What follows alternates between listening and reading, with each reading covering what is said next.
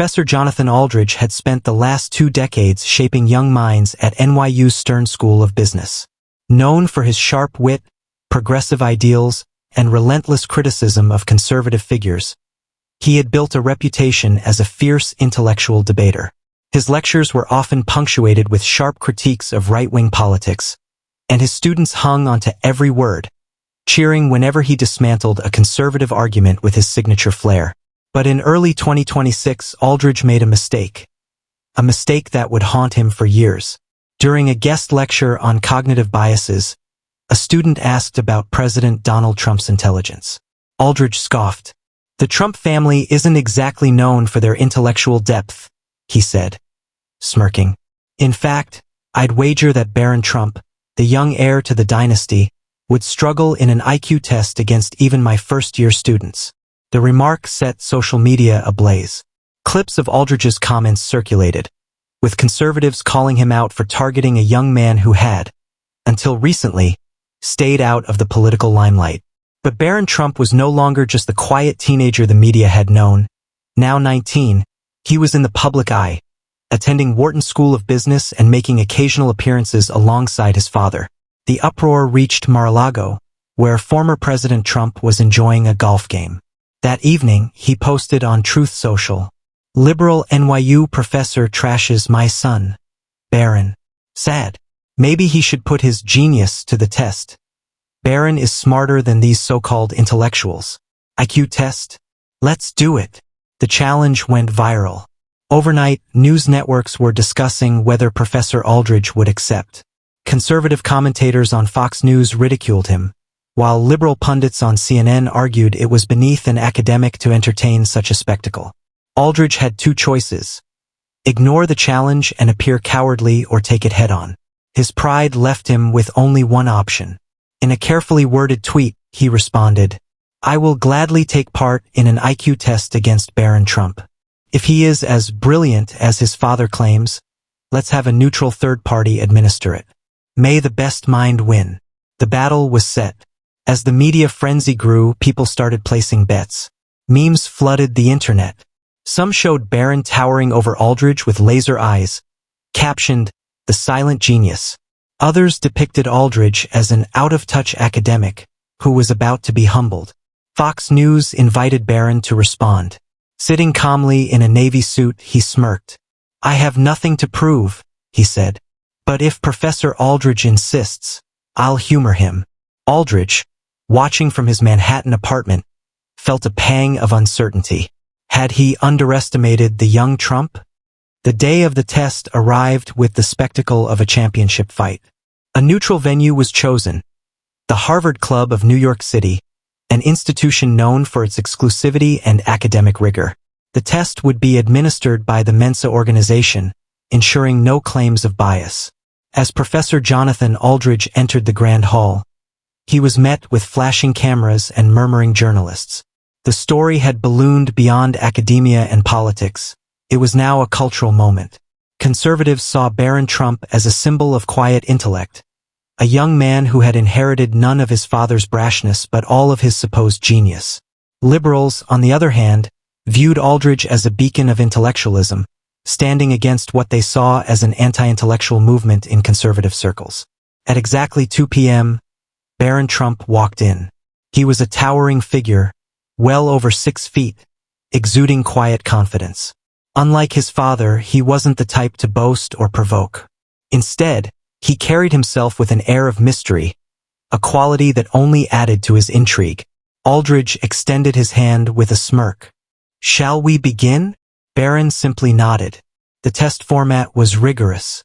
It consisted of sections measuring logical reasoning, spatial awareness, mathematical ability, and verbal intelligence. The questions weren't mere trivia. They were designed to push the limits of abstract thought, forcing both participants to think critically under time pressure. Aldridge felt his nerves settle as he tackled the first section. He had taken similar tests before and was confident in his abilities. He was a tenured professor at one of the most prestigious business schools in the world. How could a 19-year-old possibly outperform him? But something strange happened. As Aldridge glanced toward Barron, he noticed something unsettling. The young Trump wasn't just answering questions, He was breezing through them. There was no hesitation, no signs of doubt. His expression remained calm, almost indifferent, as he clicked through each section with an ease that suggested he had either seen these types of questions before or simply possessed an exceptional mind. By the time they reached the pattern recognition portion, Aldridge was sweating. He struggled with one of the more complex problems, an intricate series of shapes requiring an understanding of advanced logic. He double-checked his answer, still unsure. Meanwhile, Barron had already moved on. 2 hours passed. The test was grueling, but both participants completed it. The moment of truth had arrived. The Mensa proctor stepped forward with a sealed envelope. The entire world held its breath. Who had won? The Harvard Club's grand hall was silent, save for the soft murmur of journalists waiting for the verdict. Cameras flashed as the Mensa proctor, a gray-haired woman with an air of academic authority, cleared her throat. In order to ensure fairness, she began, both participants took identical tests under the same conditions. The results have been double-checked and verified. Aldridge folded his arms, trying to mask his nerves. He had done well, of that he was sure. But there was something unsettling about the way Barron had breezed through the test, as if it were an afterthought. The scores, the proctor continued, are as follows. She pulled out the first sheet of paper. Professor Jonathan Aldridge, IQ score of 142. A respectful murmur rippled through the room. That was an impressive score, well into the genius range. Aldridge felt a small surge of relief. He had done what was expected of him. Then the proctor unfolded the second sheet. Barron Trump, IQ score of 157. A sharp gasp echoed through the hall. Aldridge felt his stomach drop. 157. That wasn't just high, it was extraordinary. It placed Barron in the intellectual stratosphere, higher than 99.99% of the population. It was near Einstein level.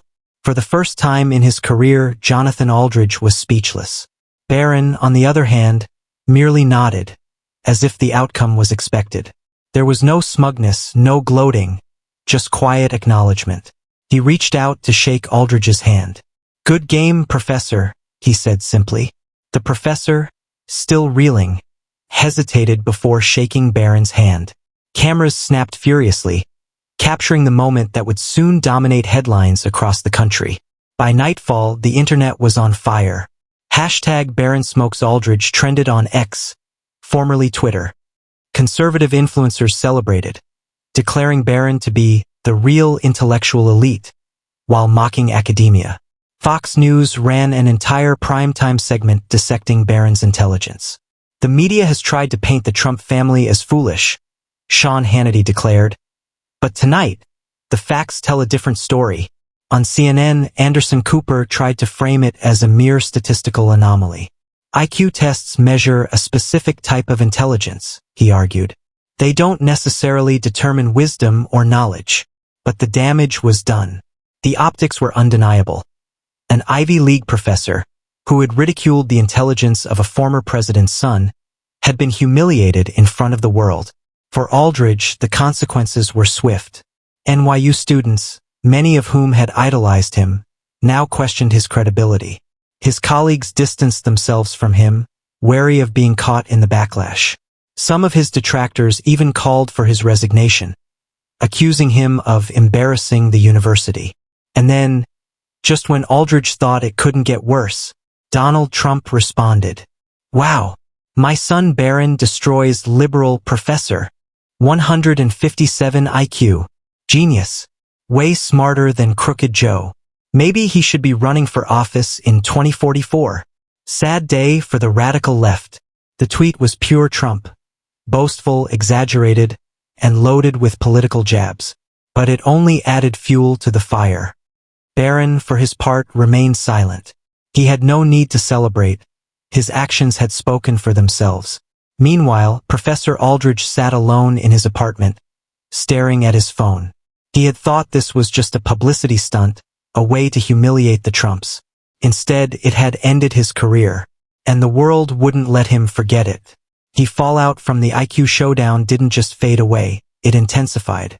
The day after the results were announced, Every major news outlet ran headline after headline dissecting the event.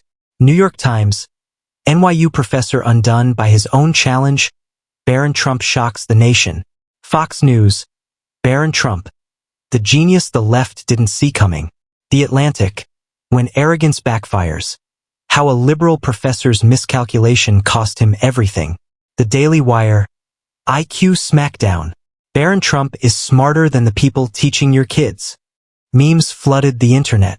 One viral image showed Barron sitting in a throne labeled the real intellectual elite, while Aldridge, hunched over a desk, held a failing test paper. Another depicted Aldridge's face superimposed on the infamous distracted boyfriend meme, with him looking away from logic and reason, and instead chasing political grandstanding. NYU refused to comment officially, but inside sources leaked to the media that the administration was deeply embarrassed. Some faculty members openly criticized Aldridge, calling his decision to take the test a reckless and egotistical move that didn't reflect the values of academia. A petition circulated among students calling for his resignation. Though it wasn't an official demand, it gained over 30,000 signatures in under a week. Some of his former students who once idolized him now mocked him online. And then came the donors.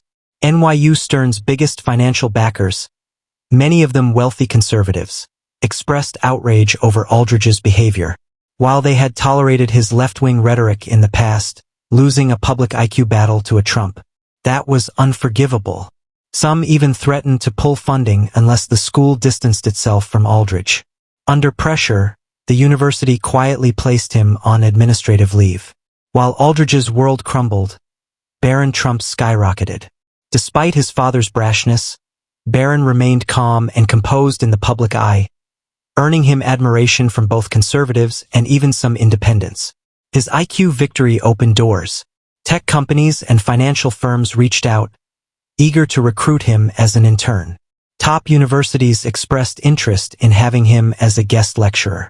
A book deal was rumored to be in the works, tentatively titled Silent Genius, Thinking in a Noisy World. Even the mainstream media, which had long dismissed Barron as just Trump's quiet son, began acknowledging that he wasn't just a political heir, he was a legitimate intellectual force. When Barron finally made a statement, it was brief and humble. I never intended to prove anything. I respect Professor Aldridge, and I hope we can all focus on meaningful discussions rather than personal attacks. The contrast was stark.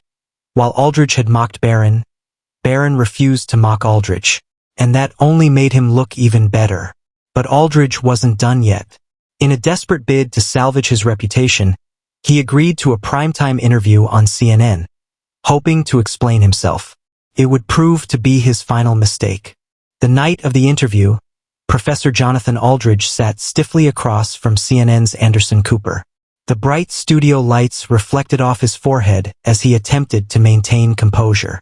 His once impeccable reputation had been reduced to a national punchline, and this interview was his last chance to regain some dignity. Cooper, always professional yet subtly sharp, wasted no time getting to the heart of the matter.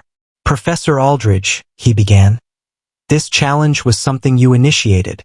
You mocked Barron Trump's intelligence, suggested he wouldn't perform well, and yet, he not only met the challenge, he outperformed you. What went wrong? Aldridge forced a chuckle.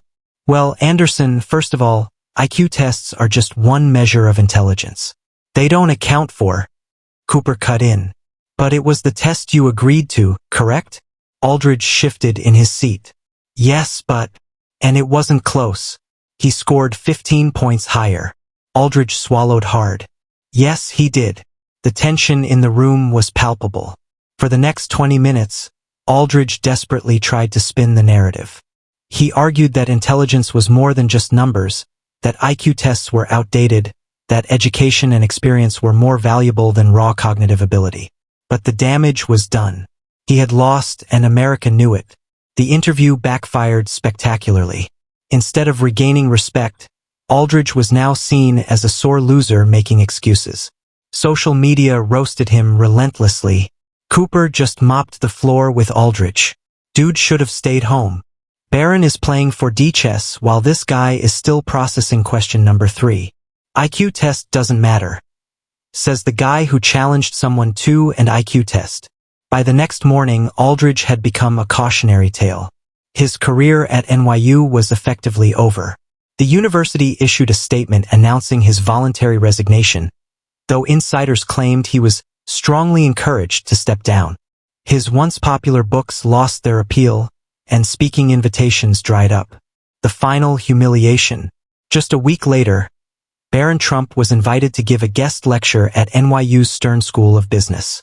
Standing before a packed auditorium, he delivered a calm, articulate talk about logical reasoning, the importance of humility, and how people often underestimate others at their own peril. He never mentioned Aldridge by name. He didn't need to.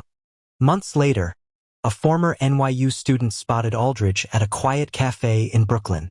His once polished demeanor was gone. He looked like a man who had been through war. Feeling sympathetic, the student approached him. "Professor," he said hesitantly, "if you could go back, would you do it differently?" Aldridge sighed. He stared into his coffee cup for a long moment before finally answering. "I never should have underestimated him."